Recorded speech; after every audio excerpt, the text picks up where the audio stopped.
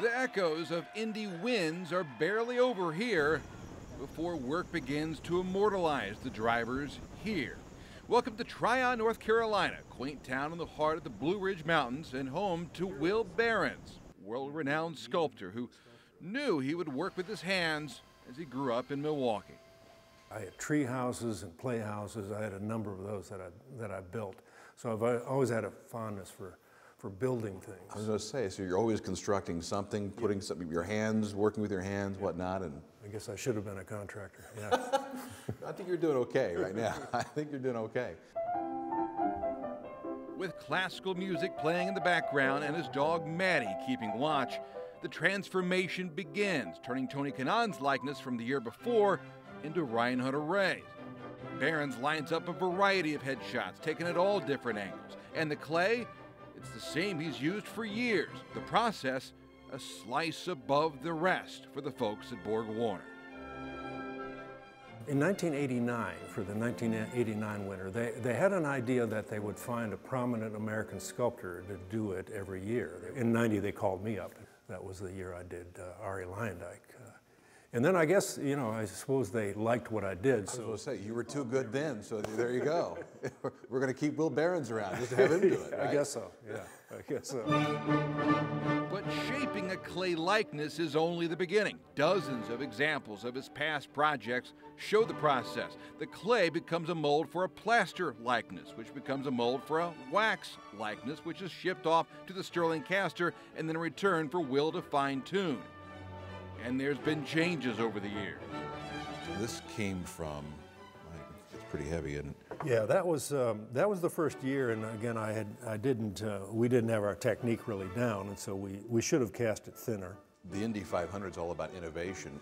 Heck, we've got innovation right here. You know? Yeah, I haven't evolved as quickly as the cars have, but you know, it's a. Back at the mold, Behrens begins to shape the eyes and jawline. At what point do you look at it and say, this is it? Yeah. When I start having a conversation with it, then I know it's. Right, you're talking, you're having a conversation with it. Yeah, that's right. It's a oil and wax. There's actually plenty of talk about Will Behrens. His portfolio includes a variety of statues and busts commissioned by the government and statues for baseball, including a massive Tony Gwynn statue at San Diego's Petco Park and 4 works at San Francisco's AT&T Park, with a highlight the very popular statue of Willie Mays, 10 feet high, weighing in at 2,000 pounds. It's a good ballpark. In his Tryon office, Maddie gets to hang out with a few autographs as a result of Will's hard work and photos at every turn. When you think about it, how many people have taken their picture with this? How many people have taken pictures of the Borg Warner trophy? I wish I had a concession on all the people that. Yeah, if you had a nickel for every picture. If. Hunter-Reay is coming into picture as well. His likeness for the trophy getting closer by the minute. This is one of the unique pieces in certainly American sports culture that's going to be around forever. And to have your imprint on that, I mean, how special is that? Well, that's very special. And I'm a race fan, so having done 25 images on that is a real, you know, I'm very proud and pleased about that. I really am.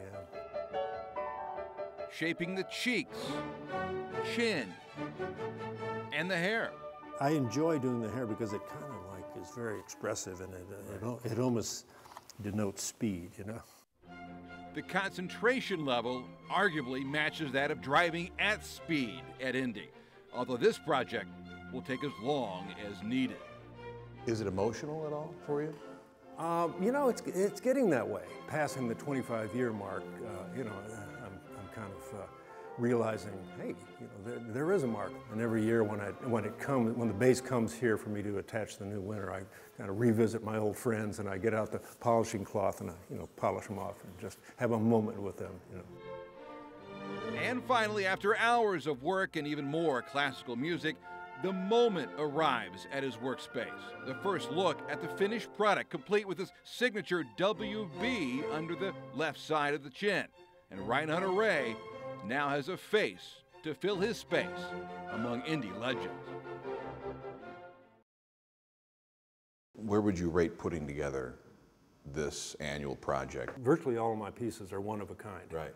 And this is a set, and as the set includes more pieces, it becomes more and more of something I'm prouder of. I mean, it becomes a body of work in that one place. Something you look forward to every year? Oh, absolutely, yeah.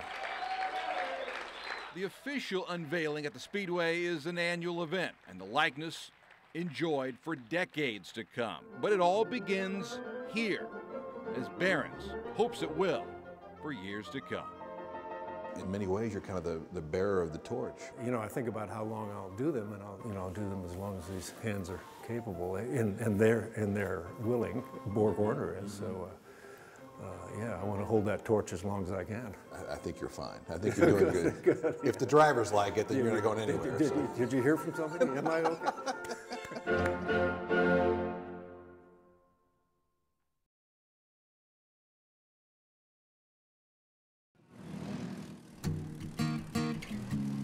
Every fall at the spacious Newcastle Motorsports Park, they come together to race and raise money for charity. Hinchcliffe, Canaan, Carpenter, Barco, Dixon, and more. It's all in honor of the late Dan Weldon to continue his push against Alzheimer's. Dan's sister Holly is there, wife Susie, and sons Oliver and Sebastian. It's a sport that Dan was very passionate about, and to get to come here where he did a lot of his car racing and do this race in his honor is huge. But this year, it's a little different, with Sebastian suiting up and leading the field in the parade lap. Let's just say, get used to the sight of another Weldon in racing. Wherever Dan is, he's really proud of his kid, and every time I see Sebastian in a go-kart, it feels like, he's going to live up his dad's legacy. Yeah, it's cool to see him carrying in his dad's footsteps, and I think the most important thing for us is that we'd all know that Dan would be very proud, and Susie's doing a great job with both Sebastian and Oliver. How incredible to see him out there with these guys, especially some of the guys that Dan raced with, or the sponsors that supported him throughout his career. So just incredible that he was able to take part this year and be a part of it, and hopefully that'll be the case for years to come.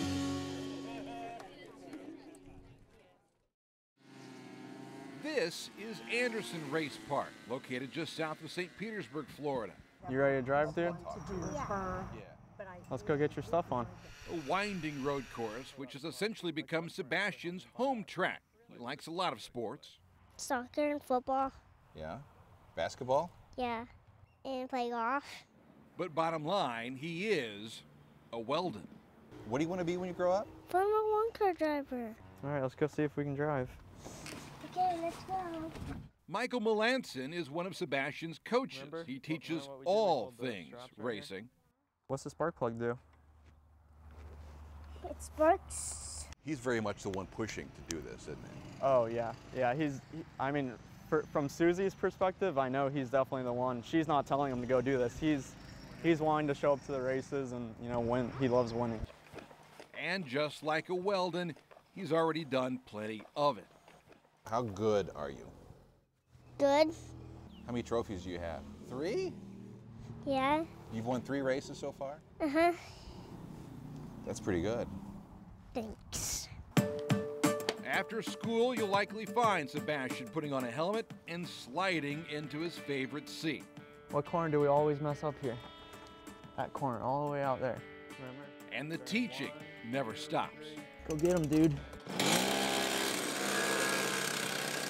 And the next generation is off and running, attacking corners, apexes, straights, with a maturity well beyond his years.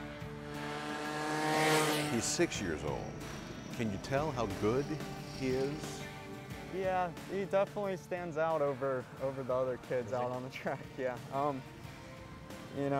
He's about half a second to a second a lap faster at most tracks. Is that right? Yeah. Good job, dude. You hit all your apexes? Mm-hmm. You sure? We're gonna look at your video. There's hardly any downtime. All right, dude, watch this. Coaching comes with a video review. Mara, whenever you're racing with someone, what do you focus at? What's that called? We're always looking at what? Apex. Yeah.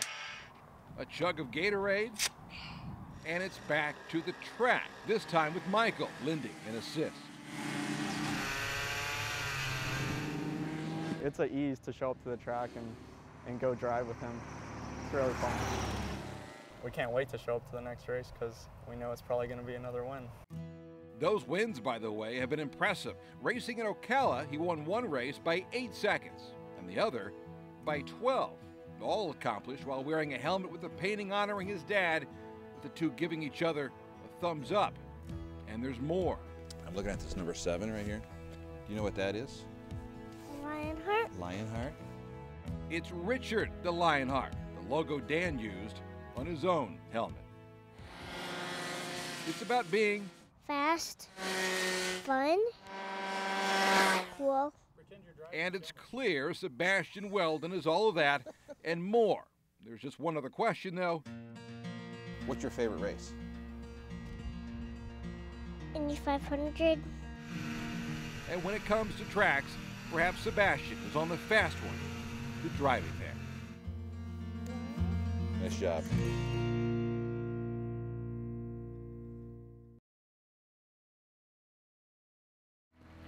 And now, the man who invented the standing nap, Dave Letterman. For 33 years, Indianapolis' own David Letterman has been a part of late-night television. And you wonder why I'm retiring. Thank you. And the thank yous echo all the way to IndyCar racing, many wondering how it'll all fit in the years to come. There's a hope, I think, in the IndyCar community that late night's loss might be the sport's gain. Well, you know me, I don't want to throw a bucket of water on hope. I mean, I'll do anything I can to keep hope alive. That's how I've led my life. Keep hope alive. That's what I do. Has it worked so far? I'd say it's about 50-50. Well, hell, you're going to the Hall of Fame. That's the case. I'll be in the Hall of Fame. That's right. A huge fan of the 60s at the Speedway, Dave first attended the race with his uncle. It began a fascination that continued as a broadcaster. He was a reporter for ABC for the 1971 race. Thank you very much. Mario Andretti out of the 1971 Indianapolis 500-mile race. His appreciation only grew with his TV career in New York. He didn't miss the annual IndyCar race at the Meadowlands, nor did he miss the rising stardom of one Bobby Rahal. A lot of teams went after Letterman to see if he'd be interested in joining their teams, but Letterman went after Rahal in 1995. They've been partners ever since. You get a bunch of people in the room, and pretty soon you realize, oh, I'd like to be that guy, you know? And with that comes a certain measure of awe and respect and a little bit, oh, geez, here he comes. Because he just, look at him, you know, he commands respect. He's a tremendous driver, tremendous guy, a gentleman, smart, funny, not as good looking as he'd like to be, but still in all. None of us really are, None of us really are. Our next guest has had quite a year. In fact, after winning the 1986 Indy 500, Rahal was among the first of the IndyCar drivers to appear on his show.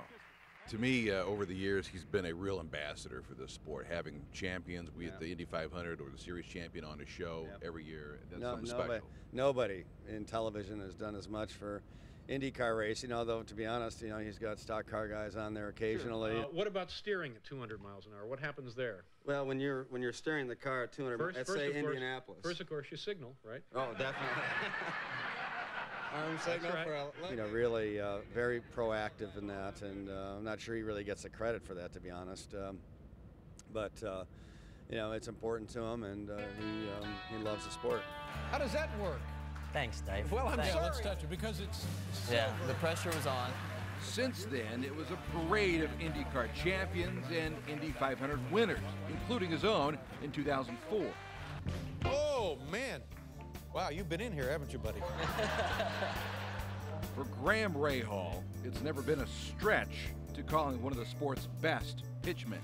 You know, when you look at a guy who genuinely knows and cares a lot about this sport, about the Indianapolis Motor Speedway, about the Indy 500, you know, the only guy I can think of that shared that passion was Paul Newman.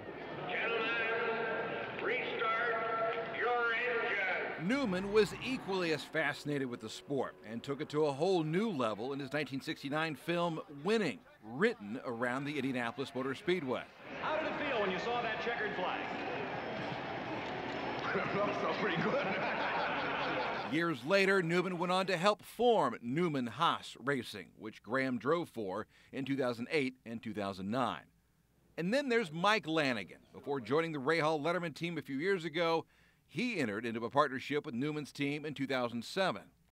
You had Paul Newman in the 80s and the 90s, and now you got David Letterman, and he has been an ambassador for our league and desperately needed, quite frankly. Dave is a guy who could, for many years to come, have a huge influence on this sport if he so chooses to. And his commitment to our team seems to be getting stronger and stronger. Hopefully he can be here and be a part of this more and enjoy it more. Which takes us back to his show here in New York in the beautiful Ed Sullivan Theater. Think about it though, thousands of shows, even more guests, millions of viewers, and like racing, it's all about timing, be it comedy or his career. Retirement, have you thought about what's next? No, I haven't thought about what's next. The summer will be the easy part, because that'll be whatever my son and my wife want to do. We'll go do that stuff, and then after that, I don't know. We'll just have to see what happens. I don't know. It's one of those things where first of all, when you're a kid, you never think you're going to be 68. Secondly, you never think you'll have to retire, and then here I am, both things. So I don't know. It's a challenge. Maybe that's the good part of it. It's fun having old guys on TV, isn't it? And the challenge is on. The end of an era on one hand, perhaps the beginning of a new one on the other. And don't forget about the next generation. Young Harry Letterman just may be the one to keep it all together. The biggest obstacle I have is getting my son more excited about motorsports than he is. He's at that age where his ears bother him. It's sensitive. Yeah, and I have to explain to him that that's the first thing that gets you into motorsports is the sound of the engines. And so that's my first obstacle. That's my only obstacle, as a matter of fact. Hopefully that means coming to some races, the two of them, but we'll see. Sounds like we got to hook Harry, and then we'll see that every might race. be. That might be. Maybe that's the catch. The team is definitely looking forward to having David at more races and spending a lot more time with him, and it is our gain, absolutely. It's everybody's gain in the IndyCar Racing Series, absolutely.